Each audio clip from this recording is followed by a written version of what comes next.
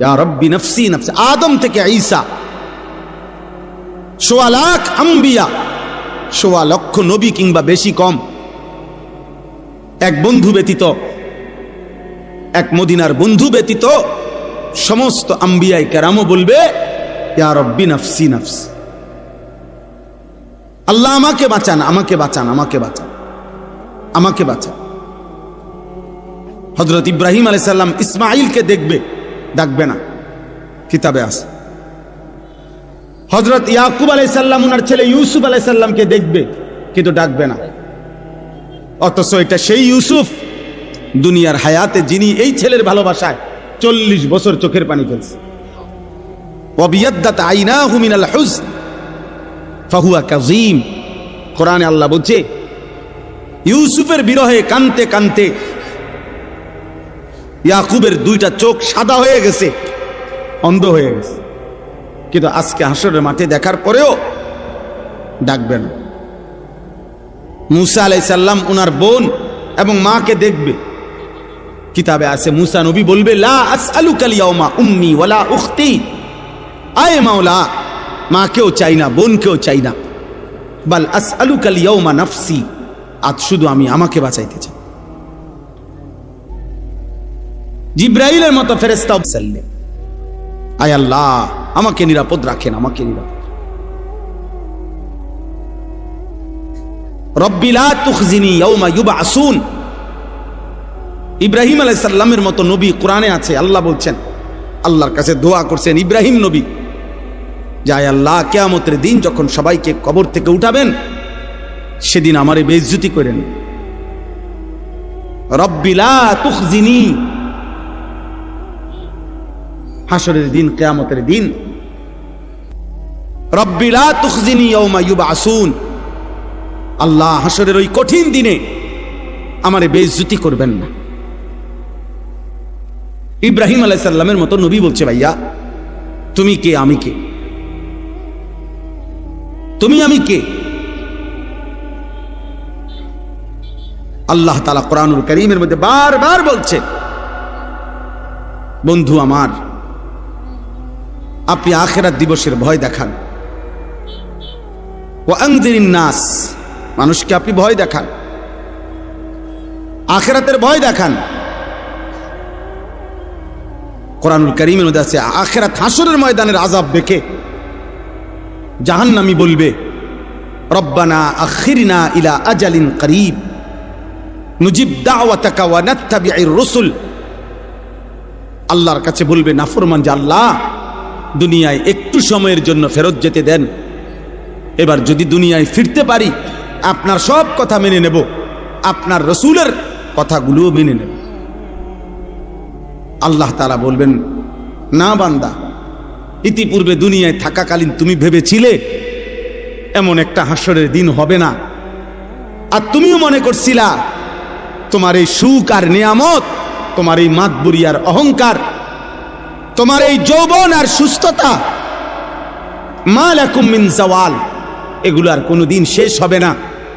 তুমি এই ফুর্তিতে আর এই তামসাতেই, হায় নওজোয়ান তোমরা ভেবেছো এটা, তুমি আর কোনোদিন বুড়া হইবা না। তুমি ভেবেছো তুমি কোনোদিন হাড্ডি গোশত তোমার আর কোনোদিন দুর্বল হবে না। তুমি ভেবেছো তুমি কোনোদিন কবরে যাইবা না। তুমি এটাই মনে করছো, এটাই ভেবেছো। তুমি মনে করেছো বন্ধুদের এই আড্ডা অনন্তকাল, এই রং তামাশা, এই ফুর্তি অনন্তকাল। আমার কাছে কিতাব আছে ইজা ওয়াজাআত সাকরাতুল মাউত বিল হক, এটা আরবি কিতাব, এটার নামে এটাই আমি পড়ছি এখানে, এটাই আমি আলোচনা করতে চাচ্ছি অল্প একটু। ওইখানে আছে হযরত ওমর ইবনে আব্দুল আজিজ রাহমাতুল্লাহি আলাইহি, বিশ্ববিখ্যাত খলিফা ছিলেন, ইসলামের ইতিহাসের শ্রেষ্ঠ একজন মুসলিম শাসক ওমর ইবনে আব্দুল আজিজ, যাকে ইসলামের পঞ্চম খলিফা বলা হয়। অনেক বড় নেককার বুজুর্গ ছিলেন। ওই কিতাবে লিখছে উনি মাঝে মাঝে কবরস্থানে যাইতেন, আর কবরস্থানের দিকে তাকাইয়া নিজে নিজে বলতেন ইয়া মাউতু মাজা ফাআলতা বিল আহিব্বা হে মৃত্যু, হে কবর, বলো না আমার বন্ধুদের সাথে তুমি কি করেছো? আমার বন্ধুরা কোথায়? আইনাল আহবাব, আইনাল আসদিকা, আইনাল জুল্লাস, আইনাস সাম্মার। অর্থ হইল আমার বন্ধুরা কোথায়, আমার ভালোবাসার মানুষগুলো কোথায়, আমি যাদের সাথে বসতাম তারা কোথায়, আমি যাদের সাথে রাত জেগে গল্প করতাম আমার সেই বন্ধুরা কোথায়? তুমি তাদের সাথে কি করেছো? তারা কই এখন? হযরত ওমর ইবনে আব্দুল আজিজ বলতেন যে কবর আমাকে জবাব দিত, কবর যেন আমাকে বলে, হে ওমর ইবনে আব্দুল আজিজ, তোমার সেই বন্ধুদেরকে আমি চোখ খুলে ফেলছি, তাদের হাতের কনুই থেকে তাদের শরীর আলাদা করে ফেলছি, তাদের পা হাঁটু, তাদের শরীরের গোশত হাড্ডি রেজা রেজা করে পাউডার করে মাটির সাথে মিশায় দিছি। আজ তোমার বন্ধুরা কেউ নাই, আজ তোমার বন্ধুরা কেউ নাই। এজন্য দোস্ত এটা মনে রাখো, আজকে তো ওলামায়ে কেরাম চোখের পানি দিয়ে, মহব্বত দিয়ে, ভালোবাসা দিয়ে কত আহাজারি করতেছে তোমাদের কাছে। জীবনের সবচেয়ে বড় আফসোসের বিষয় রে ভাই, একটা ছেলে হলে মনে রাখো, এর চাইতে লজ্জা, এর চাইতে দুঃখ আর কি হইতে পারে যে বছরের পর বছর, দিনের পর দিন ওলামায়ে কেরাম মুসলমানের কাছে একটু নামাজ ভিক্ষা চাইতে আছে যে কত নামাজ পড়েন। এটা কোনো হিন্দুর কাছে বলতেছে না, এটা কোনো ইহুদিরা বলে না, মুসলমানের কাছে বলতেছে। এর চাইতে আফসোস আর কি হইতে পারে? বোঝেন না হিসাবটা? বলো ছেলেরা, বাপ তোমরা নিজেরা পরিচয় দিচ্ছ মুসলমান, তুমি বলো তোমার বাবা মুসলমান, মা মুসলমান, তুমি মুসলমান। যতবার তোমার ধর্মের পরিচয় জিজ্ঞাসা করছে ততবারই তুমি বললা ধর্ম তোমার ইসলাম, রব তোমার আল্লাহ, নবী তোমার মুহাম্মদুর রাসূলুল্লাহ সাল্লাল্লাহু আলাইহি ওয়াসাল্লাম, কিতাব তোমার কোরআন, তুমি বললা তুমি মুসলমান। হায়, অথচ খোদার 365 দিন, এক বছর এমন পার হয়েছে যেই এক বছরে নাফরমান কোনদিন ফজরের নামাজ পড়ে না। হায় নির্লজ্জ, বেহায়া, এই অসভ্য, কেমনে নিজের পরিচয় দিলা মুসলমান? মুসলমান এত বড় জানোয়ার হয়? মুসলমান 365 দিন নামাজ পড়ে না, এটারে মুসলমান বলে? তোমার বিবেকে কি বল? তোমার ইনসাফে কি বলে বেটা? তোমার বিবেকে কি বলে? একটা ছেলে বলো, একজন বাবা বলেন 30 বছর একজন মুসলমান সুদ খায়, এটা মুসলমানের বাচ্চা?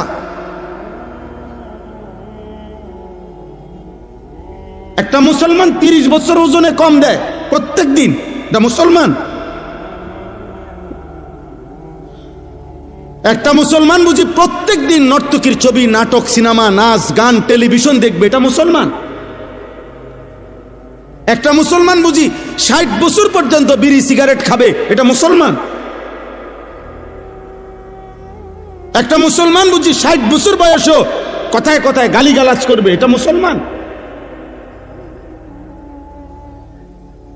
ইনসাফ বলো ভাইয়া, যদি মানুষ হয়ে থাকো, জানোয়ার না হও, যদি ইনসান হও, যদি মায়ের পেটে জন্ম নিয়ে থাকো, যদি কোনো মুসলমান মার দুধ খাইয়া থাকো ছেলে, তাহলে মুসলমান এত বড় নিকৃষ্ট কেমনে হয়?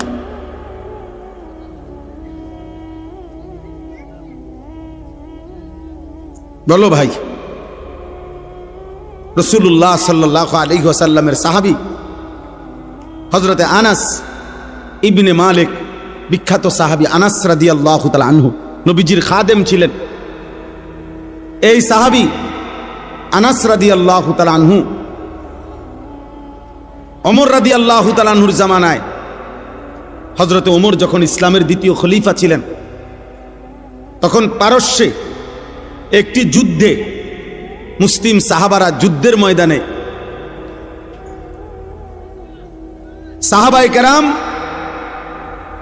একটানা 24 ঘন্টা মানে সারা দিন যুদ্ধ করছে, সারা রাত যুদ্ধ করছে। ঘটনাচক্রে ফজরের মুহূর্তে যুদ্ধের ময়দানের অবস্থা এমন তীব্র ছিল যে কোনোভাবে চূড়ান্ত মুখোমুখি দুশ্মনে আর মুসলমানে সাহাবেরা এভাবে ভিতরে ঢুকে গেছে যে যুদ্ধের তীব্র লড়াই চলতেছিল। ওই কিতাবে স্পষ্ট সব তারিখে আছে।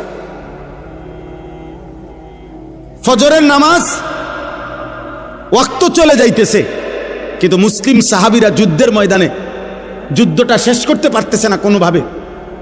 কিন্তু ওনারা তীব্র আক্রমণ কইরা শেষ পর্যন্ত যখন আল্লাহ মুসলমানদের বিজয় দিছে, কিন্তু ঘটনাচক্রে এরই মধ্যে সূর্য উঠে গেছে, ফজরের ওয়াক্ত শেষ হয়ে গেছে। সাহাবায়ে কেরাম সূর্য উঠার পরে গিয়া ফজরের নামাজ কাজা করছে। এই একবার আমি নিজে ইতিহাসের নির্ভরযোগ্য কিতাবে পড়ছি রে ভাই। কিতাবে আছে হযরত আনাস রাদিয়াল্লাহু তাআলা পরবর্তীতে মৃত্যু পর্যন্ত, আনাস রাদিয়াল্লাহু তাআলা লম্বা হায়াত পাইছিলেন, উনি অনেক হায়াত পাইছেন, 90-এর ঊর্ধ্বে। পরবর্তী একেবারে বৃদ্ধ অবস্থায়ও যখনই ওনার কাছে ওই যুদ্ধের ঘটনা বলতো, মুসলমানদেরকে আল্লাহ বিজয় দিছেন, উনিও ছিলেন ওই যুদ্ধে, উনি অজরে কাঁদতে শুরু করতেন, কসম খোদার। তো অন্যান্যরা যখন জিজ্ঞেস করতো যে আনাস রাদিয়াল্লাহু তাআলা আনহুকে, সাহাবী আপনি এই যুদ্ধের কথা বললেন, কাঁদেন কা? এই যুদ্ধে তো মুসলমানদের পরাজয় হয় নাই, বিজয়ী হয়েছে, আপনি কাঁদেন কেন? উনি বলছে আল্লাহর কসম, এটাই তো সেই যুদ্ধ যেই যুদ্ধ জীবনে আমার একবার ফজরের নামাজ কাজা করে ফেলছে।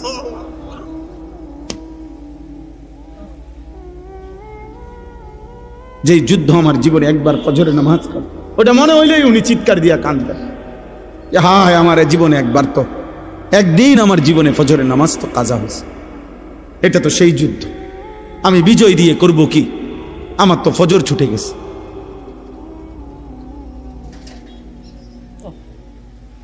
পুরা হায়াতে একদিনের একটি ফজরের নামাজ কাজা হয়েছে, ছেড়ে দেয় নাই।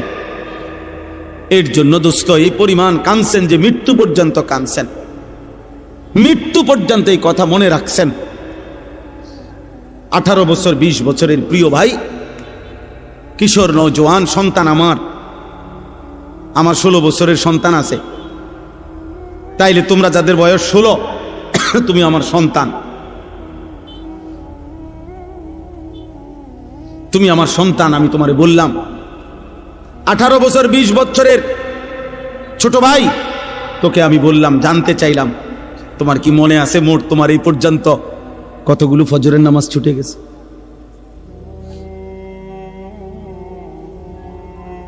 বলো ভাই। হুজুর এই মাত্র ফজরের নামাজের কথা বললেন। আহা, রাসূলুল্লাহ সাল্লাল্লাহু আলাইহি সাল্লাম স্পষ্ট বলছেন, লা ইয়াশহাদুহুমা মুনাফিকুন, এশার নামাজ এবং ফজরের নামাজে উপস্থিত হয় না কে?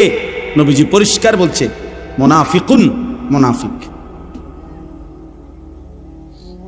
নবীজি স্পষ্ট বলছে যে ফজরের নামাজ পড়ে না সে মুনাফিক, যে এশার নামাজ পড়ে না সে মুনাফিক। তো সুপারিশ মিলবে কার থেকে বাবা? হ্যাঁ, যিনি সুপারিশ করবেন উনি তো তোমাকে বললেন মুনাফিক। তো তোমার সুপারিশ করবে তোমার কোন আব্বায়, তোমার কোন বাপে সুপারিশ করবে? হ্যাঁ, সুপারিশ কি? নবীর সুপারিশ মানে এটার কোনো নিয়ম কানুন নাই। নবী সাল্লাল্লাহু আলাইহি সাল্লাম দুনিয়াতে নাফরমান মৃত্যু পর্যন্ত বিড়ি খাইতে থাকবে, আর মরলেই হাসরের ময়দানে নবী সুপারিশ করে জান্নাত, এই তো না? সুদ খাইতে খাইতে কবরে যাবে, নবীজি হাসরের ময়দানে জান্নাত দিয়ে দিবেন সুপারিশ করে, এই তো সুপারিশ নাকি? কথা বলেন না কেন? এই সুপারিশ। তুমি যুবক নারী দেখতে দেখতে, উলঙ্গ ছবি দেখতে দেখতে, আরে নাফরমান বেনামাজি এই সেজদাবিহীন কপাল নিয়ে তুমি কবরে যাইবা, আর নবী তোমারে সুপারিশ করে জান্নাত দিয়ে দিবে, এইটা নি সুপারিশের অর্থ? কে বলছে এই কথা? কোনো নিয়ম কানুন নাই, কোনো কাগজপত্র নাই, কোনো ফাইলপত্র নাই। আহা আহ, ধোকা দিছে অনেকের, যে কতক্ষণ ডুললে আর গজল গাইলে আর দুইয়ান জিলাপি খাইলে আর মুখে শুধু কইবা বিড়ি খাও আর সিগারেট খাও, সুদ খাও আর ঘুষ খাও, বেড়ি তোমার পর্দা করুক বা না করুক, হালাল হারাম মানো আর না মানো, শুধু কইবা নবীরে ভালোবাসি। এটা মুখে কইলে সারব, এটা মুখে কইবা, শুধু এটা মুখে শুধু বলবা, গুনাহ ছাড়তে হবে না, বন্দেগী করতে হবে না, এমনি এমনি সুপারিশ হয়ে যাবে। সুপারিশের মানে এই হাউজে কাউসারের পানি আপনি সাপকলের পানি আপনি সিপ দিবেন আর পানি পড়ে যাব? এটার জন্য কোনো কাগজপত্র দেখাইতে হবে না, এটার জন্য কোনো আমলনামা দেখাইতে হবে না। তাহলে এই জন্য একটা ছেলেকে বললাম, একজন বাবাকে বললাম, যারা ফজরের নামাজ, আমার শায়েখ, আমার হুজুর, আমার উস্তাদ, আমার মুরব্বী বলছেন, আমি এই জন্য ওই কথার তাকিদ করলাম। ফজরের নামাজ মুমিনের নামাজ, ফজরের নামাজ দ্বারা, প্রিয় ভাই ছেলেরা, বাবা শুনো বাপ, এটা কঠিন কিছু না, মোটেই কঠিন কিছু না। 4টা রাকাত নামাজ কঠিন না, একটা মোবাইলে অ্যালার্ম দিয়ে রাখলেও উঠা যায়। আবার ঘুমাও, ফজরের পরে লাগলে তোমার ঘুম বাকি থাকলে তুমি আবার ঘুমাইও, ফজরের নামাজ পড়ার চেষ্টা না করলে। বিশ্বাস করেন এটা জরুরি বিষয়, এটা জরুরি বিষয়। ফজরের নামাজ অভ্যস্ত হইতেই হবে। রাসূলুল্লাহ সাল্লাল্লাহু আলাইহি ওয়াসাল্লাম বলছেন এটা, যে ফজর পড়ে না সে মুনাফিক। হযরত আব্দুল্লাহ ইবনে ওমর রাদিয়াল্লাহু তাআলা আনহুমা বলছেন, নবীজির জামানায় ফজরের নামাজের অনুপস্থিতি দেখে আমরা মুনাফিক চিনতাম। হযরত আব্দুল্লাহ ইবনে মাসউদ বলছে, নবীজি সাল্লাল্লাহু আলাইহি সাল্লাম কারো ঈমানের ব্যাপারে সন্দেহ করলে তাকে ফজরের নামাজে তালাশ করতেন, যদি ভাবতেন সে মুনাফিক কিনা তাহলে তাকে ফজরের নামাজে তালাশ করতেন। 2 দিন 3 দিন ফজরে অনুপস্থিত দেখলে নবী বলতেন, হ্যাঁ আমি এমনটাই ভাবছিলাম যে আসলে সে মুমিন না মুনাফিক। এই জন্য দোস্ত, সব ছেলেরে বলি, প্রিয় ভাই আমার এই কথা মনে রাখো, জুমার নামাজ দিয়া, জুমার নামাজের অনেক ফজিলত, কিন্তু জুমার নামাজের মাধ্যমে মুমিন এবং মুনাফিক চিহ্নিত হয় না ফজরের নামাজ দিয়া। ফজরের নামাজ, ফজরের নামাজ তুমি তো মনে করছো জুমার নামাজ, না না, জুমার নামাজের নেকি আছে অনেক, কিন্তু তুমি মুমিন নাকি মুনাফিক এটা পার্থক্য করার প্রমাণ মাপকাঠি হলো ফজরের নামাজ। ফজরের নামাজ। এই জন্য হযরত আব্দুল্লাহ ইবনে মাসউদ বলছেন, রাসূলুল্লাহ সাল্লাল্লাহু আলাইহি সাল্লামের জামানায় চিহ্নিত মুনাফিক যারা, মানে বাস্তবিকে যারা সবাই জানতো মুনাফিক, মানুষের মধ্যে অনেক মানুষ আছে গ্রামে এলাকায় সিল মারা, এতে যে চিহ্নিত সুদখোর, এটা মানুষে চিনে, এমন আছে না? হ্যাঁ, চিহ্নিত ডাকাত, চিহ্নিত হারামখোর, এটা মানুষ চিনি কিনা বলেন? এরকম 2-4 জনের নামে সিল লেগে যায় মানুষের, মানুষ চিনে যে এতে একবার চিহ্নিত জুয়ারি, নেশাখোর, এতে গাঁজাখোর, সবাই জানে। সকল থানার মধ্যে, প্রত্যেক থানায় আপনার ওই এলাকার চিহ্নিত সন্ত্রাসী, চাঁদাবাজ, চোর, ডাকাত, ছিনতাইকারী, নেশাখোর, গাঁজাখোর, ফুট্টাখোর, বাবাখোর, ডাইলখোর, হারামখোর, এগুলোর তালিকা আছে, সম্ভাব্য তালিকা এগুলো আছে, এগুলোর ফাইল থাকে, তুমি জিগাও গিয়া। তো হযরত আব্দুল্লাহ ইবনে মাসউদ বলেন, নবীজির জামানায় এরকম যারা চিহ্নিত মুনাফিক, মানুষে জানতো ভিতরে ভিতরে যে সে মুনাফিক, কিন্তু সে তার মুনাফিকি ঢাকবার জন্য তিনি বলেন যে ওই চিহ্নিত মুনাফিকরাও ফজরের নামাজের জামাতে আসতো, যাতে মানুষ স্পষ্ট মুখের উপরে মুনাফিক না বলে, ভিজে ভিজে কয়, কিন্তু সামনাসামনি যেন না বলে, এই জন্য ফজরের নামাজে আসত। আব্দুল্লাহ ইবনে উবাই মদিনার মুনাফিকদের সর্দার ছিল, সে প্রথম কাতারে নামাজ পড়ত যাতে মানুষে মুনাফিক না ডাকে। এই জন্য দোস্ত অনুরোধ করলাম, ফজরের নামাজ বিজয়ের নামাজ, ফজরের নামাজ ইনকিলাব, পরিবর্তনের নামাজ। আজকে জন্য আমার হুজুরের ওই কথার থেকে আমিও গুরুত্ব দিলাম। তোমরা একটা একটা ছেলে, মনে রাখ, আমার কাছে কিতাব আছে গাড়িতে, আরবি মোটা কিতাব, ওই কিতাবের মধ্যে লিখছে ইহুদিদের ধর্মগ্রন্থ তাওরাতের মধ্যে আছে, এই কথাটা মনোযোগ দিয়ে শোনো, ইহুদিদের তাওরাত কিতাবের মধ্যে আছে মুসলমানদের ওই জামাত, মুসলমানদের ওই দলের দ্বারা ইহুদিদের চূড়ান্ত পতন হবে, ইহুদিরা চূড়ান্তভাবে ধ্বংস হবে। কিতাবে লিখছে তাওরাতের ভবিষ্যৎবাণী হলো আল্লাযীনা কানু ফি সালাতিল ফজরি কা সালাতিল জুমআ, মুসলমানদের যেই জামাত ফজরের নামাজে ওই পরিমাণ, জুমার নামাজে যেই পরিমাণ। কসম খোদা, ফজর আর জুমা বরাবর না হলে ওই দলের হাতে, ওই ব্যক্তিদের হাতে ইহুদিদের পতন হবে না, বরাবর হইতে হবে। এখন আমাদের জুমার নামাজ আর ফজরের নামাজ বরাবর, আরে মুসল্লি বরাবর 50, 4 ভাগের 1 ভাগ। আমাদের বিজয় অনেক দূরে, আমাদের বিজয় এখনো অনেক দূরে, আমাদের বিজয় এখনো অনেক দূরে। আমাদের বহু মেহনত, আরো রক্ত ঝরাইতে হবে, আমাদের আরো চোখের পানি পড়বে বাপ। আজ তো শুধু গাজাবাসী কাঁদতেছে, আজ তো শুধু ফিলিস্তিনের মজলুম কাঁদতেছে বাপ। গতকালকে রাত্রের খবর হলো প্রায় 4.5 লক্ষের চাইতে বেশি ফিলিস্তিনি ছোট ছোট মাসুম বাচ্চা নিয়া বাড়ি ঘর ছেড়ে দিয়ে অজানা উদ্দেশ্যে, আজকের খবর সব পত্রিকার খবরে আসছে, কারো কোনো গন্তব্য নাই, কোথায় যাবে জানে না, পথে পথে হাঁটতেছে খালি পায়ে, একজোড়া জুতাও নেই। আজকে রাতে, মানে গতকাল রাতে, নৌবহর যেই জাহাজ, সমুদ ফ্লোটিলা, অর্থাৎ এক বিশাল নৌবহর, অনেক দেশের সম্মিলিত মানুষ, আমাদের বাংলাদেশেরও একজন আছে, যারা ফিলিস্তিনে সাহায্যের জন্য যাচ্ছিল, তাদেরকে আটকায় রাখছে, বাধাগ্রস্ত করছে।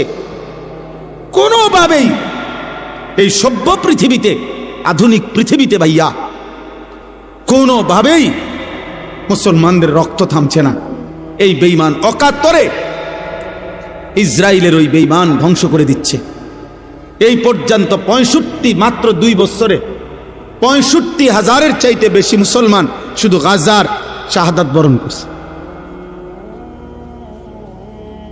প্রিয় নওজওয়ান, তোমরা মোবাইল দেখো, তোমাদের আর মোবাইলের নেশা শেষ হইল না। তোমরা নারী দেখো বাবা, তোমরা উলঙ্গ ছবি দেখো, তোমরা আর আল্লাহকে সেজদা দিও না, কারণ তোমাদের আল্লাহও লাগবে না, তোমাদের মরণও লাগবে না। তোমরা দেখো, নারী দেখো, ছবি দেখো, মোবাইলের অশ্লীল দৃশ্য দেখো, আর মোটরসাইকেল চালাও, আর সমবয়স্ক বন্ধুদেরকে আড্ডা দাও, নেশা করো, গাঁজা খাও, যা মন চায় তাই করো, কারণ তোমাদের উপরে কোনো মুসিবত আসবে না। তোমাদেরকে শয়তান বলে দিছে, তোমাদেরকে ইবলিস বলে দিছে, তোমাদেরকে শয়তান বলে দিছে যে তোরা ঘাবড়াইস না, তোরা নাফরমানি করতে থাক, আমি দেখব তোদেরকে। হ্যাঁ, ইন্নামা ইয়াদউ হিসবাহু লিয়াকুনু মিন আসহাবিস সাঈর। আল্লাহ বলছে শয়তান তার দল বলকে ডাকতেছে প্রতিদিন যেন সকলে মিলে জাহান্নামী হয়, জাহান্নামী হয়। দুশ্মন আমাদেরকেও ছাড়বে না রে বাপ, আমাদেরকেও ছাড়বে না। আমাদের পার্বত্য চট্টগ্রাম হাতছাড়া হওয়ার পথে। আমাদের পার্বত্য চট্টগ্রাম বাংলাদেশের এই 3টা জেলা, রাঙ্গামাটি, বান্দরবন, খাগড়াছড়ি সহ ওই সাইড যে কোনো মুহূর্তে হাতছাড়া হওয়ার পথে। এই যে এই পরিমাণ একটি ঘটনাকে কেন্দ্র করে খাগড়াছড়িতে আজকে কয়দিন টানা 24 ঘন্টা মারামারি, হানাহানি, গোলযোগ, আগুনে পোড়ানো হচ্ছে বাংলাদেশে। বাংলাদেশ যে কোনো কেউ বাংলাদেশের ম্যাপ কে বুঝবো, কারে বুঝাইবো? মোবাইল টিপাই তো তোমাকে সময় হয় না, বুঝবা কিতা? বাংলাদেশের মানচিত্র দেখলেই বোঝা যাবে এ কোনা দিয়া পার্বত্য চট্টগ্রাম। এটা এমন একটা জিনিস যেটা কেচি দিয়া যদি এমনি কাইটা দেয় এটা আলাদা হয়ে যাবে, বাকি এটা থাকবে যেই কোনো সময় কেচি দিয়ে কাটার মতো।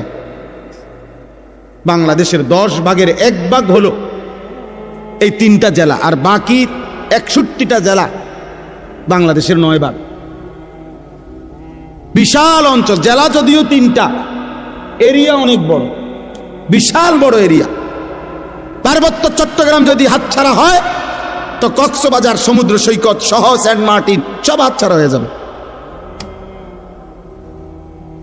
আর কিছুদিন পরে দেখবা উত্তরবঙ্গ নাই, রংপুর বিভাগের 8টি জেলায় প্রতিদিন খোদার কসম প্রতিদিন মুসলমান খ্রিস্টান হচ্ছে। তো একদিন, বেশি দিন আর লাগবে না, ভিক্ষার থালা যখন হাতে নিবা তখন আর মোবাইলের এমবিও থাকবে না, আর তোমার মোবাইলের আব্বাও থাকবে না, তোমার ফেসবুকও থাকবে না, ইউটিউব। আমি দায়িত্ব নিয়ে বলছি, বুঝে শুনে বলছি। আমি দিন রাত 24 ঘন্টা আমার মূল ফিকির, মূল কাজ, মূল মেহনত মুসলমানের নওজওয়ানকে নিয়ে ভাবা। তোমরা ভিক্ষা করবা, ভিক্ষা করবা বললাম, কেউ তোমার প্লেটে একটা ভিক্ষাও দিবে না। গাজাবাসীর সন্তান, তুমি দেখো আজকের খবর নাও, ওরা জানে না, ওরা এই ছোট ছোট বাচ্চা, এক বাচ্চার কাঁধের মধ্যে, পিঠের মধ্যে, হাতের মধ্যে বাটি, বক্স, গাঁটটি, কত কিছু বোঝা, পায়ে জুতা নাই, ও জানে না ও কোথায় যাচ্ছে।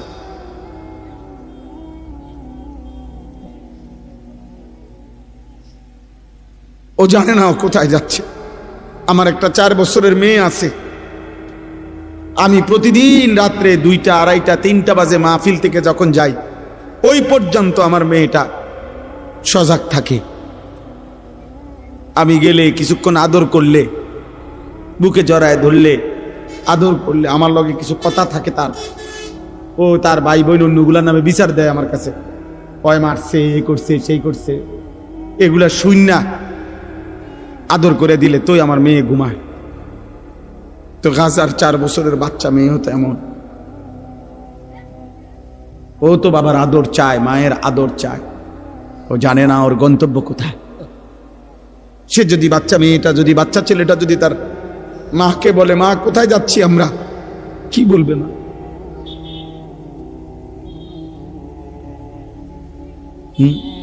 কি ভাবছো ছেলেরা? আমরা তোমাকে চেহারা দেখলেই তো বুঝি। অধিকাংশই মাগরিবের নামাজ পড়ো নাই, অধিকাংশই এশার নামাজ পড়ো নাই। যুবক, চেহারা দেখলেই, চেহারার মধ্যে কোনো দয়া মায়ার চিহ্ন নাই। চেহারার চুল দেখলে বোঝা যায় না মুসলমানের বাচ্চা না বেঈমানের বাচ্চা। চুল দেখলে বোঝা যায় না। প্রতিদিন যত্ন করে 300 টাকা খরচ করে, সপ্তাহে 15 দিনে, 1 মাসে 300-500 টাকা খরচ করে, আহা মুসলমান বেঈমানের মতো, ওই কুত্তাদের মতো, মুশরিকের মতো চুল রাখতেছ। একজন চুল কাটার পিছনে সময় ব্যয় করতেছে ঘন্টার পর ঘন্টা, অথচ 12 কিলোমিটার পায়ে হাইটা। পত্রিকা আসছে গাজার একটা বাচ্চা 12 কিলোমিটার পায়ে হাইটাও একটা রুটি পায় নাই। এরপরে যখন একটা রুটি নিচে ফিরে আসতেছিল তখন বুলেটের আঘাতে ওই বাচ্চাটা ঝাঁঝরা হয়ে গেছে। ক্ষুধার্ত সন্তান আর রুটি খাইতে পারে নাই। আল্লাহ যেন বলছে, আমি তোরে জান্নাত থেকেই মেহমানদারি করব।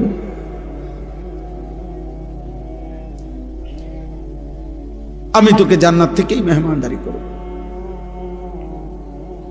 এই জন্য বাপ, আমি একজন ছেলের আশায় আছি।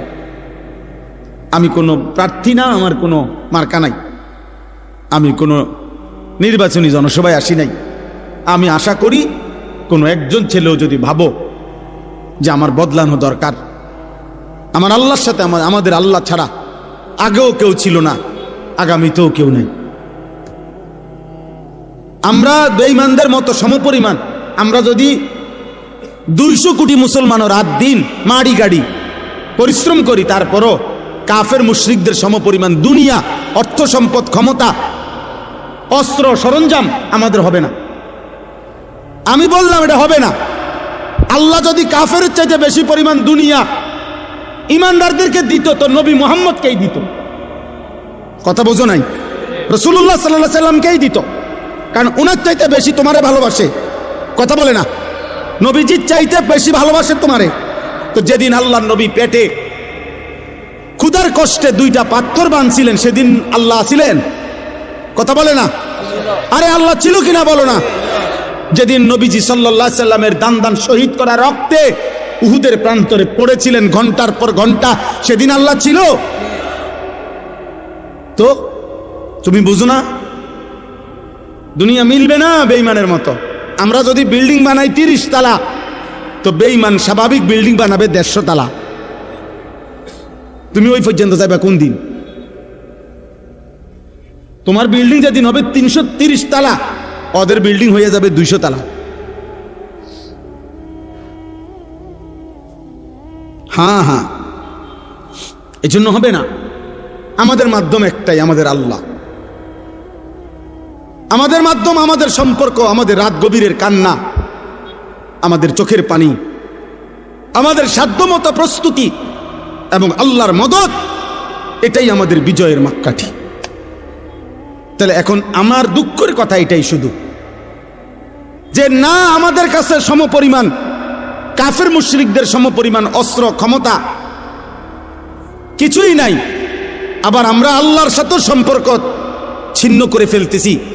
নামাজও পড়ি না, রোজাও রাখি না, হারাম করে যে 30 বছর হারাম খায়, এটা কি সুদখোর, তে প্রতিদিন হারাম খাচ্ছে, প্রত্যেক দিন ওজনে কম দেয়। যার স্ত্রী বেপর্দা, এই অসভ্য মহিলা প্রতিদিন বেপর্দা। যার ঘরে টেলিভিশন চলে, তার ঘরে প্রত্যেক দিন নাটক, সিনেমা, নর্তকীর ছবি চলে। কিরে ভাই, আল্লাহর সাথে আমরা এইভাবে সম্পর্ক বিচ্ছিন্ন করলাম কেন? তাহলে আল্লাহর সাথেও আমরা সম্পর্ক ছেড়ে দিলাম। তোমরা ছেলেরা নামাজও পড়ো না, সেজদাও করো না, আবার দুনিয়ায় বাঁচবার জন্য কাফেরদের সমপরিমাণ অস্ত্র ক্ষমতা সম্পদ এটাও তো তোমাদের নাই, তো টিকবা কেমনে? না আল্লাহ আছে তোমার, না তোমার দুনিয়াবি সম্পত্তি আছে, তো কিছুই তো নাই, তো তুমি বাঁচবা কেমনে? আগামী দিনে টিকবা কেমনে? তোমরা আগামী দিনে টিকবা কিভাবে? কি মনে হয় ইসরায়েল ফিলিস্তিনের সমস্ত মুসলমান হত্যা করলে আর কারো উপরে আক্রমণ করবে না? তো কথা বলে না কেন? না না না, আর করবে না। এরা বলে দিছে যে শুধু আমাদের ক্ষোভ শুধু গাজার মুসলমানের উপরে, বাকি সব মুসলমান আমাগো বন্ধু। তাহলে তাহলে বলো ভাই, বলো। এই জন্য দয়া করে, আমাদের আল্লাহ ছাড়া কেউ নাই। আমাদের খবর, আমাদের কথা শুনবার মতো আমাদের আল্লাহ। আমাদের খবর নেবে একজনই, তিনি আল্লাহ। তিনি আল্লাহ। আমাদের দুনিয়া শেষ না, আমাদের মৃত্যু, আমাদের কবর, আমাদের আখেরাত, আমাদের হাসর, এটা আমাদের মূল টার্গেট। মূল টার্গেট। হাকিমুল উম্মত মুজাদ্দিদুল মিল্লাত হযরত মাওলানা শাহ আশরাফ আলী থানভী রাহমাতুল্লাহ আলাইহি, ওনার মুনাজাতের মধ্যে আছে, আজীবন উনি যেই মুনাজাত করতেন আমাদের কওমি মাদ্রাসাগুলোতে শেখানো হয়, ওইখানে আছে একটা লাইন, এটাও হাকিমুল উম্মত বলতেন, কোন পৌঁছেগা হামে তেরে সওয়া। আয় আল্লাহ, আপনি ছাড়া আমাদের কথা জিজ্ঞাসা করে কে? আমগো খবর নেয় কে? আমগো খবর নেয় কে? ইসরায়েলের ওই প্রধানমন্ত্রী নেতানিয়াহু দুনিয়াবি কোন দেশকে, কোন সংস্থা, কোন সংঘ কাউকে পাত্তা দেয় না।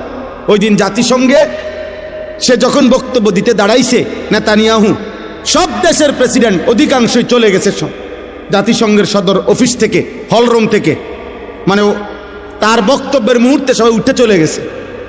এখন আমি মাত্র ওয়াজ করতে বইলাম, আর আপনারা যদি সব উঠটা জানগা আমার দেখা, তাহলে আমার কাছে এটা প্রেস্টিজে লাগবে কিনা? কথা বলে না কেন?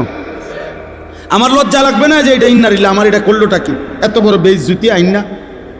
কিন্তু ওই বেঈমান প্রায় 100 দেশের প্রেসিডেন্ট বের হয়ে গেছে, কিন্তু সে 1 মিনিটের জন্য লজ্জিত হয় নাই, বরং সে তার পুরা বক্তব্য জাতিসংঘের সদর দফতরে সে বক্তব্য পেশ করছে এই ইসরায়েলের প্রতি, এবং সে বুঝাইছে পরিষ্কার, সারা পৃথিবী একসাথে এক মাঠে বললেও আমি গাজার উপরে 1 সেকেন্ডের জন্য আক্রমণ থামাবো না, থামাবে না বলছে। অর্থ হইল জাতিসংঘ ওরা চালায়, পৃথিবীর সমস্ত সংবাদ সংস্থা ওরা চালায়, পৃথিবীর মাল্টিন্যাশনাল আন্তর্জাতিক যত কোম্পানি ওরা চালায়, আমেরিকার প্রেসিডেন্ট ইহুদিদের সিদ্ধান্তে হয়, সারা পৃথিবীর সমস্ত কলকাঠি নাড়ে ইহুদিরা। বাহ্যিকভাবে তাদের ক্ষমতাই যে তুমি আমি যে কাউকে চাইলে মিনিটের মধ্যে গুম করে ফেলবে, পৃথিবীর থেকে নিশ্চিহ্ন করে দিবে। আর এটা আমরা মাথায় রেখেই চলি, হারায় গেলে হারায় গেলাম, অসুবিধা কি? মরে গেলে মরেই গেলাম, মরে যাও তো আর কোনো শরমের কিছু না। কথা বলে না?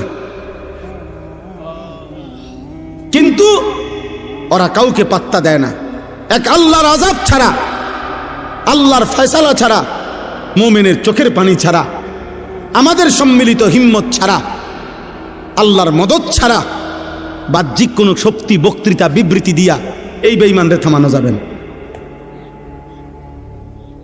ফেরাউনরে বক্তৃতা দিয়ে নি থামাইছে না মহান আল্লাহর গজব দিয়ে? নমরুদকে বক্তৃতা দিয়ে নি থামাইছে না আল্লাহর গজব দিয়ে? হ্যাঁ, তো সেই মালিককে তো বলতে হবে, আল্লাহর কাছে তো চাইতে হবে, আল্লাহকে তো সেজদা দিবে। চলো ভাই, আজকে নিয়ত করি আমরা সবাই দিল থেকে আমাদের মৃত্যু, আমাদের কবর, আমাদের আখেরাত, এটা আমাদের মূল বিষয়। সবাই মিলে নিয়ত করো। কিশোর ছেলেরা, আমার আশা ভরসার এক কেন্দ্রস্থল নওজোয়ান, তোমরা সিদ্ধান্ত নাও, এমনটা কইরো না বাপ। নিজেদেরও ক্ষতি হবে, ইসলামেরও ক্ষতি হবে, মুসলমানদেরও ক্ষতি হবে বাপ। তুমি আল্লাহ চাহে তো তোমাদের যাদের বয়স 16, 18, 20, 22 বছর, বাবা তোমরা তো আল্লাহ চাহে তো বিয়ে করবা, আল্লাহ যদি হায়াত দেয় তো, আল্লাহ যদি দেয় তোমাদেরও সন্তান হবে একদিন ইনশাআল্লাহ। আল্লাহ যদি বাঁচায় তোমাদেরকে, তুমি ভেবে দেখো বাপ, আগামী 20 বছর পরে যদি তুমি বা তোমার পরিবার, বংশধর, সন্তানের নিরাপত্তা না থাকে, কি হবে বাপ? গুনাহ তো আযাব টেনে আনে। কোরআনুল কারীমে আছে কিনা, আল্লাহ এটা বারবার বলছি কিনা, আমাদের সমস্ত আযাব গজব দুনিয়াতে যা হয় কিসের কারণে? গরু ছাগলের গুনার কারণে। কার গুনাহ? কার গুনাহ বলেন না? মানুষের গুনাহ। বিমা কাসাবাত আইদিন নাস, মানুষের হাতের কামাই। বিমা কাসাবাত আইদিকুম, আল্লাহ বলছে তোমাদের হাতের কামাই। আমাদের গুনাহ না গরু ছাগলের গুনাহ? গরু ছাগলের তো কোনো গুনাহই নাই, কুকুর বিড়ালের তো কোনো গুনাহই নাই। আমাদের গুনাহ আমাদের উপরে আযাব আনবে। নবীজি বলছে তোমাদের গুনাহ তোমাদের উপরে আগুনের বৃষ্টি আনবে। খোদার কসম, হাদিস। তোমাদের গুনাহ তোমাদের জন্য ভূমিকম্প টেনে আনবে। তোমাদের গুনাহ তোমাদের মাটি ধসায় দিবে। তোমাদের গুনাহ তোমাদের চেহারা বিকৃত করে দেবে। তোমাদের গুনাহ তোমাদের উপরে পাথরের বৃষ্টি বর্ষণ হবে। হ্যাঁ, ফারতাকিবু ইনদা যালিকা রিহান হামরা ওয়া জালজালাতান ওয়া খাসফান ওয়া মাসখান ওয়া কাযফান। আল্লাহ নবী সাল্লাল্লাহু আলাইহি সাল্লাম বলছে, কিয়ামতের পূর্ব মুহূর্তে আগুনের লাল বৃষ্টি হবে, জালজালাতান ভূমিকম্প হবে, খাসফান ভূমি ধসিয়ে দেওয়া হবে, মাসখান চেহারা বিকৃত করা হবে, কাযফান পাথরের বৃষ্টি বর্ষণ হবে। ওয়া আয়াতিন তাতাবাউ কানিজামিন কুতিয়া সিলকুহু। নবীজি বলেন একটার পর একটা এভাবে আযাব আসবে যেন এই তসবির দানা এখান দিয়ে কাইটা দিলে 100 দানা পড়তে মাটিতে কয় ঘন্টা লাগবে?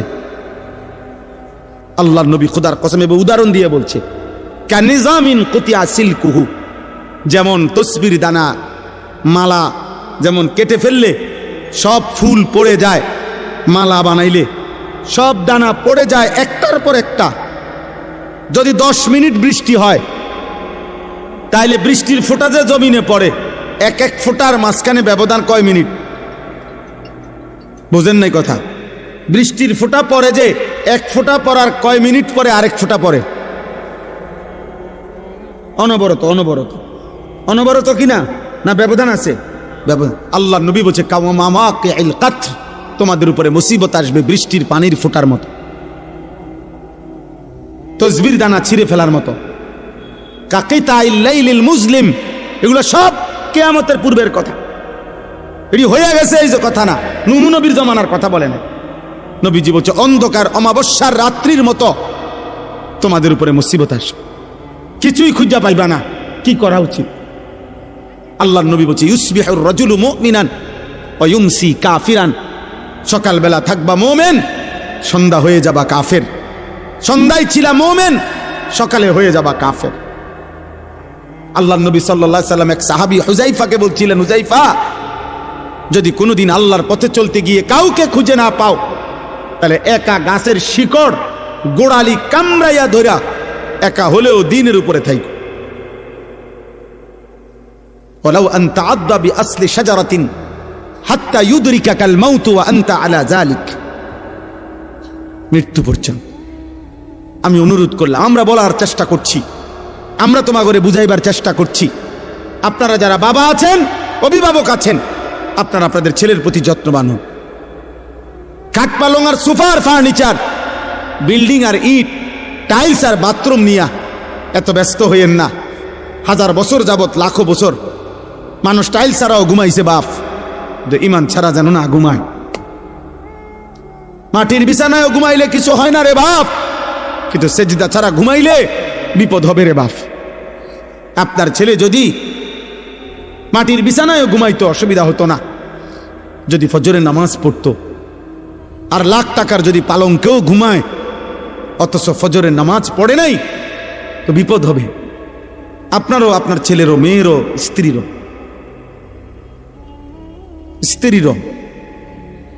অতএব দয়া করে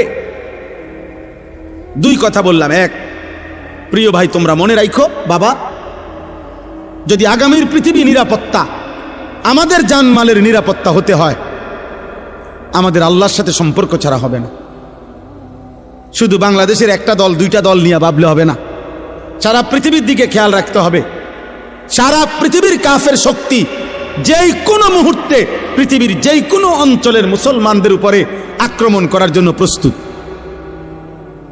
আর একবার শুরু করলে আরেকবার ঘুরে দাঁড়াইতে কষ্ট হয়ে যাবে। আজকে 76 বছর যাবত ফিলিস্তিনের মুসলমান ইসরায়েলের হাতে রক্ত দিচ্ছে, এটা হলো ঐতিহাসিক তথ্য। আজকে 61 বছর যাবত রোহিঙ্গা মুসলমানরা বার্মার বৌদ্ধ কাফেরদের হাতে রক্ত দিচ্ছে। একদিন না, একদিন। আজকে 76 বছর যাবত কাশ্মীরের মুসলমান ইন্ডিয়ার বেঈমানদের হাতে রক্ত দিচ্ছে। একদিন না দোস্ত। এই জন্য একবার কাটিয়ে ফিরে গেলে আরেকবার সোজা হইয়া দাঁড়াইতে অনেক সময় লাগবে, অনেক সময় লাগবে, অনেক সময়। এই জন্য এটা একটা বিষয়। আগামী প্রজন্ম নিরাপদ থাকতে হলে তোমরা নামাজ পড়তে হবে। আমার একটা কথা, একটা ছেলে কল্পনা করো, মনে করেন, সবাই ভাবেন তো যে এইখানে মনে করেন যদি 10,000 সাহাবী মদিনার কল্পনা করেন, নবীজির যুগটা, একটা মিনিট মনে মনে ভাবেন তো আপনারা যে আমাদের নবী সাল্লাল্লাহু আলাইহি সাল্লামের জামানায় মনে করেন 10,000 সাহাবী নবীজির সামনে বসা। কয় হাজার? তো নবীজি তাদের সামনে বসা, এটা হিসাব ধরেন তো 10,000 সাহাবীর মধ্যে গুনলে, মানে 1 2 3 4 5 6 7 8 করে গুনলে তো একজন হবে 1, আরেকজন হবে 10,000, হবে না? মানে সংখ্যা হবে কিনা এরকম কথা বলে না। কিন্তু প্রশ্ন হলো এখন আমার, যে এবার আমরা কল্পনা করেন তো, 1 নম্বর জন মনে করেন সামনে বইছে, আর 10,000 নাম্বার যার সিরিয়ালে উনি মনে করেন একদম পিছনে। তো এই 10,000 সাহাবীর সামনে কল্পনা করেন যে ফজরের নামাজ পড়তো কয়জন, কয় পার্সেন্ট? কথা বুঝছেননি আমার? 5 ওয়াক্ত নামাজ পড়তো কয় পার্সেন্ট? কথা বলে না। হারাম থেকে বেঁচে থাকতো কয় পার্সেন্ট? হালালের উপরে চলতো কয় পার্সেন্ট? হ্যাঁ, তো বিজয় তাদের হবে না, তো আমগুনি হবে। এবার আমরা এখানে হিসাব করি, এখানে আমরা যদি 1000 মানুষ হই, তো এবার আমাদের হিসাব করেন, গুনেন, আমরা গুনেন ফজরের নামাজ কয় পার্সেন্ট? মোবাইলে নারী দেখে না, ছবি দেখে না, উলঙ্গ দৃশ্য দেখে না, আমি জানি। 16 বছরের ছেলের হালাত কি, 14 বছরের ছেলের হালাত কি, ক্লাস 9-এর ছেলের হালাত কি। অসংখ্য যুবক, নওজোয়ান, কিশোর মৌলানা সাহেব জিনা করতে করতে ক্লান্ত হয়ে গেছে, বেবিচার করতে করতে ক্লান্ত হয়ে গেছে। এমন ছেলেও 1000 বার চোখের পানি ফেলে আমগো কাছে দোয়া চাইছে, দোয়া চায়, যে সারা রাত উলঙ্গ ছবি দেখে, যার নিজের লজ্জাস্থান নিজের হাত দ্বারা শেষ করে দিছে।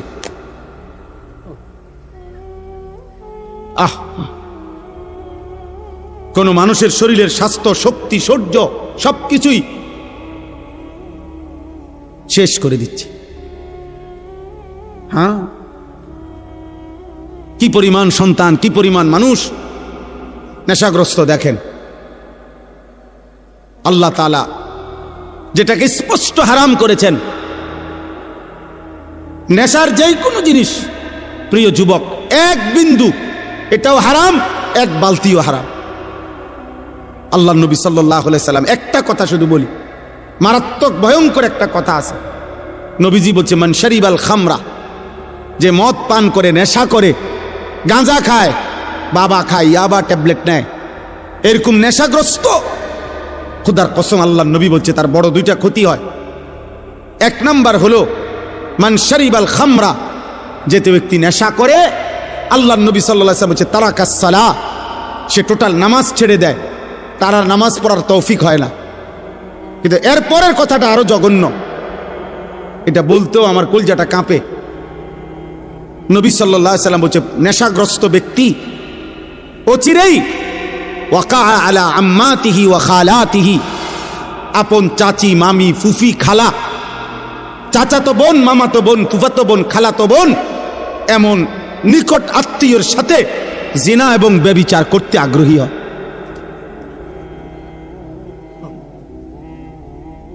আল্লাহর কসম নবী বলছে। এজন্য যে নেশাখোর ওই জেনাখোর, যে নেশা করে সে জেনাও করে, যে জিনা করে সে নেশাও করে। হ্যাঁ, যেখানে গান বাদ্য হয় সেখানে জিনা ব্যভিচার হয়, যেখানে জিনা ব্যভিচার হয় সেখানে গান বাদ্য হয়। এই 3 জিনিস একসাথে, নেশা, নারী, গান একসাথে, এক প্যাকেজ, এক প্যাকেজ। যেখানে মদের আড্ডা সেখানে গানেরও আড্ডা, নারীরও আড্ডা, যেখানে নারীর আড্ডা সেখানে মদেরও আড্ডা, গানেরও আড্ডা। আল্লাহ আমাদেরকে হেফাজত করেন, আল্লাহ আমাদেরকে হেফাজত করেন। এজন্য প্রিয় ছেলেরা, আমার এই শেষ তর্জমাটা শুনেন, আমার কথা শেষ। আল্লাহ তাআলা বলেন ওয়ালাকাদ খালাকনাল ইনসানা, আল্লাহ আমাদেরকে আমাদের মৃত্যুর কথা মনে করায় দেওয়ার জন্য, মৃত্যুর কথা আল্লাহ কয়েকটা কথা বলছে। 1 নম্বর, আল্লাহ বলে শোনো, আমি আল্লাহই প্রত্যেকটা মানুষকে সৃষ্টি করেছি। 1, ওয়া না'লামু মা তুওয়াসবিসু বিহি নাফসু, আল্লাহ তাআলা বলে প্রত্যেকের অন্তরের গভীরে যত গুনাহের কুমন্ত্রণা, গুনাহের আগ্রহ আমি আল্লাহ জানি, লুকাইতে পারবা না। আমার আল্লাহ থেকে লুকানো সম্ভব? কথা বলেন না। উঠাউঠি করেন না, আর 5টা মিনিট শেষ, আমার তর্জমা বললেই শেষ। দোয়া করে যাও ভাই, ছেলেরা কষ্ট করছো, দোয়া করো, দোয়া করে যাও। এরপরে ওয়া নাহনু আকরাবু ইলাইহি মিন হাবলিল ওয়ারিদ, আল্লাহ বলে যেই রগগুলোর মাধ্যমে, শিরা উপশিরার মাধ্যমে শরীরের ভিতরে সারা দেহে রক্ত সঞ্চালন হয়, আমি আল্লাহ তোমার ওই রগ রেশা শিরা উপশিরার চাইতেও কাছে। এই 3টা জিনিস প্রথম আল্লাহ বলছে। 1, আমি তোমাকে বানিয়েছি। 2, তোমার অন্তরের গভীরে যা আছে, যা মনে হয় দিলের ভিতরে, আমি তা জানি। 3, আমার আল্লাহ বলেন তোমার গর্দান সহ সারা দেহের রগ রেশা শিরা উপশিরার চাইতেও আমি কাছে। 4, ইয ইয়াতালাক্কাল মুতালাক্কিয়ানে আনিল ইয়ামিনে ওয়া আনিশ শিমালি কাঈদ, আল্লাহ বলে তোমার ডানে বামে 24 ঘন্টা আমার 2 জন ফেরেশতা মোতায়েন আছে। তুমি আড়াল করবা কেমনে, লুকাইবা কার কাছে? 5, মা ইয়ালফিজু মিন কাউলিন ইল্লা লাদাইহি রাকিবুন আতীদ, আল্লাহ বলে তোমার জবান দিয়ে ভালো কিংবা মন্দ যা কিছু উচ্চারণ হয়, জিকির হোক গালি হোক, ভালো হোক মন্দ হোক, আল্লাহ তাআলা বলেন আমার একজন তৎপর চৌকান্না একজন ফেরেশতা আলাদা তোমার জবানের প্রতিটা উচ্চারণ লিখে রাখছে। আলাদা আরেকটা ফাইল হইতেছে। এই 5টা কথা আল্লাহ বলছে যে বান্দা, 1 হলো আমি তোমাকে সৃষ্টি করেছি। 2, তোমার অন্তরের শেষ কোণায় ভিতরে যা আছে আমি তাও জানি। 3, এই মাশাআল্লাহ দেখেন একটা মজার বিষয় হলো এই অনুভূতি জাগলে ভালো। এই যে ওই ছেলে মোবাইল ছবি উড়াইতে চাইছিল, আরো 3-4 জন একসাথে ধমক দিছে, তার মানে ওনারা এতক্ষণের জন্য হইলেও বুঝছেন যে এটা হুজুর পছন্দ করে না। মাশাআল্লাহ, আল্লাহ আপনার ঘরে বরকত দান করে। সবাই একটু একটু করে কইলেও হবে, সবাই একটু একটু করে বললেও। বাপ যদি চোখের 1 ফোঁটা পানি ফেলেও যদি ছেলেটাকে বলতো, বাপ তোরে কষ্ট করছে, আমি ছোট্টবেলা থেকে বাপ আদর করে করে বড় করছি রে বাপ, তুমি আমার আল্লাহর নাফরমানি করো না বাপ, তুমি নামাজ পড়ো। একজন স্বামী ইচ্ছা করলে প্রয়োজনে স্ত্রীর কাছে 1 ফোঁটা চোখের পানি ফেলেন, ফেলে বলেন, বিবি তোমারে আমি অনেক ভালোবাসি, তুমি আল্লাহর ওয়াস্তে বেপর্দা হইও না, তুমি বেনামাজি থাইকো না রে, নিয়ত করো চলো আমরা 2 জনে একসাথে নামাজ পড়ে যেন আখিরাত আমরা 2 জনই জান্নাতি হই। হাদিসের মধ্যে আছে জান্নাতি বান্দাকে যদি, আরে মিয়া 70,000 না, যদি 70 কোটি জান্নাতের হুরও দেওয়া হয়, তারপরেও দুনিয়ার স্ত্রী যদি জান্নাতি হইতে পারে, খোদার কসম ওই স্বামীর জন্য দুনিয়ার স্ত্রীর তৃপ্তির চাইতে, সুখের চাইতে 70 কোটি হুরের সুখ বেশি হবে না, হালাল স্ত্রী যতটা আনন্দময় হবে। হ্যাঁ, কারণ সে যুদ্ধ করে কষ্ট সহ্য করে জান্নাতি হইছে, আর হুর তো জান্নাতেই তৈরি হয়েছে। এজন্য 70 কোটি না, 70,000 কোটি হুরের চাইতেও দুনিয়ার স্ত্রী দাম যদি সে জান্নাতি হয়। আল্লাহ কোরআনে বলছে উদখুলুল জান্নাতা আনতুম ওয়া আজওয়াজুকুম তুহবারুন। বাহ, আল্লাহ বলছে জান্নাতে হাসরের ময়দানে আল্লাহ বলবে তোমরা তোমাদের স্ত্রী যাদের নেককার, তোমরা তোমাদের বিবিদেরকে সাথে নিয়ে তোমরা হাসতে হাসতে উদখুলুল জান্নাহ, জান্নাতে ঢোকো, জান্নাতে ঢোকো। এক লগেই তো ঢুকতে দিছিল, স্বামী স্ত্রীরা এক লগেই তো দিছিল। ইয়া আদম উসকুন আনতা ওয়া যাওজুকাল জান্নাহ, এক লগেই তো থাকতে দিছিল। আদম এবং হাওয়া এক লগে থাকতে দিছিল না? হ্যাঁ, বুঝা গেল স্বামী স্ত্রী নেককার হলে এই মজাটাই আলাদা, এই জান্নাতটাই আলাদা। আল্লাহ আমাদেরকে তৌফিক দান করে। ওয়াজাআত সাকরাতুল মাউত বিল হক, আল্লাহ বলেন, এই দেখেন শেষ কথাটা বোঝেন। আল্লাহ বলে বান্দা তোমাকে আমি বানিয়েছি, আমি তোমার ভিতরেরটাও জানি, আমি তোমার শিরা উপশিরা রগ রেশারও কাছাকাছি। আমার 2 জন ফেরেশতা তোমার ডানে বামে, আমার আরেকজন ফেরেশতা তোমার জবানের সব লিখে রাখে। এই ব্যবস্থাপনার এই বেষ্টনীর ভেতরেই একদিন ভালো করো আর মন্দ করো, কাজে লাগাও আর নষ্ট করো, এই অবস্থায় একদিন সত্য সত্য তোমার মৃত্যু যন্ত্রণা শুরু হয়ে যাবে আর তোমার মৃত্যু হয়ে যাবে। যালিকা মা কুনতা মিনহু তাহিদ, যেই মৃত্যু থেকে তুমি পলায়ন করতে চেয়েছিলে, যেই মরণ তুমি চাও নাই কোনোদিন, তুমি না চাইলেও সেই মরণ একদিন চলেই আসবে। আসবে তো? কথা বলেন না? অতএব আপনি বুদ্ধিমান হন আর বেকুবন, চালাক হন আর বোকা হন, আপনি মরে যাবেন। আপনি হাসেন কিংবা কাঁদেন, মরে যাবেন। সুখে থাকেন কিংবা দুঃখে থাকেন, মরে যাবেন। 3 বেলা খানা খান আর উপাস থাকেন, মরে যাবেন। রাজপ্রাসাদের অট্টালিকায় থাকেন আর জীর্ণ কুঠির কুড়ে ঘরে থাকেন, মরে যাবেন। মরতেই হবে বাপ, চলে যেতেই হবে। হবে? কথা বলেন না কেন? হবে? হবে। অতএব দোস্ত, আল্লাহ এটাই বলছেন, বান্দা খামখেয়ালি করো না।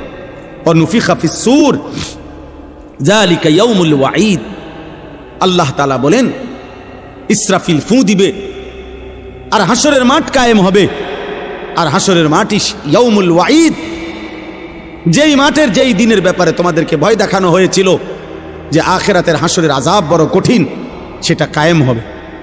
ওয়াজাআত কুল্লু নাফসিম মাআহা সাইকুম ওয়া শাহীদ। আল্লাহ বলেন, প্রত্যেকটি মানুষকে 2 জন ফেরেশতা হাসরের ময়দানে নিয়ে আসবে। 2 কাঁধের 2 ফেরেশতা, একজন পিছনে থাইকা সামনে আগাইতে থাকবে তাকে, যে আগে বারো আমি পিছনে আছি, আর আরেকজন আমল নামার ফাইলটা হাতে রাইখা তার সাথে সাথে থাকবে। সাইক যিনি, উনি পিছনে থাকবে। শাহিদ যিনি, উনি আমল নামাটা হাতে নিয়ে আল্লাহর সামনে এই ব্যক্তির ব্যাপারে সাক্ষ্য দিবে। উনি বাইকবেন কোথায়? গাঁটটা চাইয়া একটা চটকনা দিব ফেরেশতা দেব, বাচ্চার ভূত কই যাও? হ্যাঁ, বাঘও কই? পিছনেও একজন আছে, সাথেও আমি আছি, কই যাবা? আসো, হাসরের ময়দানে আসো। ইয়াউমা ইদিন ইয়াসদুরুন নাসু আশতাতা লিইউরাউ আ'মালাহুম। আসো, আমলনামা দেখতে আসো। এখন দেখবা, এখন দেখবা ফিডা কারে কয়, এখন দেখবা লাথি কারে কয়, এখন দেখবা নারীর মজা, এখন বুঝবা জিনার মজা, এখন বুঝবা নেশার বোতলের মজা, এখন বুঝবা এক এক লাথি দিয়ে দিয়া যখন জাহান্নামে ফেলবে। হ্যাঁ হ্যাঁ, আমি মজাক করে বলছি, লাথি দিয়ে দিয়ে জাহান্নামে ফেলবে। জাহান্নামে কোনো জাহান্নামীকে হাঁটাইয়া নেওয়া হবে না, লাথি দিয়ে দিয়ে নেওয়া, ধাক্কা দিতে দিতে নেওয়া হবে। কোনো জাহান্নামী স্বাভাবিক হেঁটে জাহান্নামেও যেতে পারবে না, লাথি দিতে দিতে নিবে, ধাক্কা দিতে দিতে। খুযূহু ফাগুল্লু সুম্মাল জাহিমা সাল্লু। সর্বশেষ আল্লাহ বলেন, লাকাদ কুনতা ফী গাফলাতিন মিন হাদা। বান্দা, এই মৃত্যু থেকে তুমি পলায়ন করেছিলে, গাফেল ছিলে, তুমি মনে করছিলে তুমি মরতা না। ফাকাশাফনা আনকা গিতাআকা ফাবাসারুকা আল-ইয়াওমা হাদীদ। মৃত্যুর মাধ্যমে, কথাটা এটা বোঝেন, এটার অর্থটাই সংক্ষেপে, মানে কোনো ব্যক্তি মৃত্যুবরণ করে মানে হলো তার চোখটা বন্ধ হয়।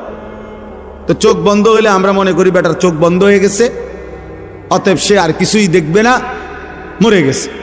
আল্লাহ বলে, না বান্দা, চোখ বন্ধ করলে বাহ্যিক দৃষ্টিতে তুমি দেখছো মরা গেছে, এই দুনিয়া আমি বন্ধ করে দিছি আর কি, কিন্তু এইবার কবরে নিয়া আমি আল্লাহ এই চোখের এই পর্দা সরায়া দেব। এইবার ফাবাসারুকা আল-ইয়াওমা হাদীদ, এবার তোমার চোখ হয়ে যাবে এতটা পরিষ্কার যে কবরের থেকে তুমি জান্নাত পর্যন্ত দেখবে অথবা জাহান্নাম। এখন তো তুমি বেশি দূর দেখো না, তখন তোমার চোখের পাওয়ার হবে এমন, কবরে বসেই তুমি জাহান্নামের আযাব দেবে।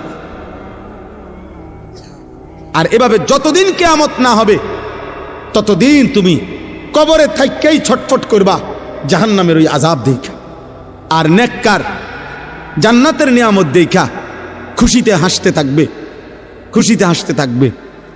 হ্যাঁ, মজার কোনো বিষয়ে মানুষ আগের থেকে কল্পনা তো মজা পায়। বিরিয়ানি খাইব যখন মনে হয়, আমরা ছাত্র জীবনে যেদিন শুনতাম বিরিয়ানি দিব, আলহামদুলিল্লাহ আগের দিন থেকেই একটা মানসিক মনটার মধ্যে একটা প্রস্তুতি থাকতো যে রবিবারে বিরিয়ানি দিব। আগের থেকেই ভাল লাগতো। মাদ্রাসা যেদিন ছুটি দিবে এই দাওড়ার কামে থাকতো। আমার মনে আছে, যদি মনে করেন বৃহস্পতিবারে ছুটি দিবে, আমার বুধবার দিন কোনোদিন আমার মনে হয় না আমরা বেডিং বিছাইয়া ঘুমাইছি। বুধবার রাত্রে, বুধবারে বেডিং টেডিং বান দিয়া সব ক্লিয়ার, কোন রকম এমনি মাথাটা লাগাইয়া পুরে থাকতাম। অথচ ছুটি হইলো আগামীকাল দুপুরের পরে, কিন্তু মজা লাগতেছে যে বাজ্জাম। তো জান্নাতি বান্দা জান্নাত দেখেই মজা পাইতে থাকবে আর বলবে ইয়া রব্বি আকিমিস সাআ, আল্লাহ কিয়ামত হয় না কা, ইসরাফিল ফু দে না কা, হাত্তা আরজিআ ইলা আহলি, আমি আমার পরিবার আমার হুরেরা আমার জান্নাতে যামু না আমি। আর নাফরমান বলতে থাকবে হাদিসে, ইয়া রব্বি লা তাকুমিস সাআ, আয় আল্লাহ কিয়ামত যেন না হয়, ইসরাফিল যেন ফু না দেয়। আহা, এই আযাবে আমি কেমনে থাকি। আল্লাহ আমাদেরকে হেফাজত করেন। অতএব প্রিয় ভাই, একটা ছেলেকে অনুরোধ করছি দোস্ত, আমি অনেকক্ষণ বললাম, ছেলেরা আমার একটা ছেলেকে অনুরোধ করলাম, নষ্ট হইও না, নষ্ট হইও না।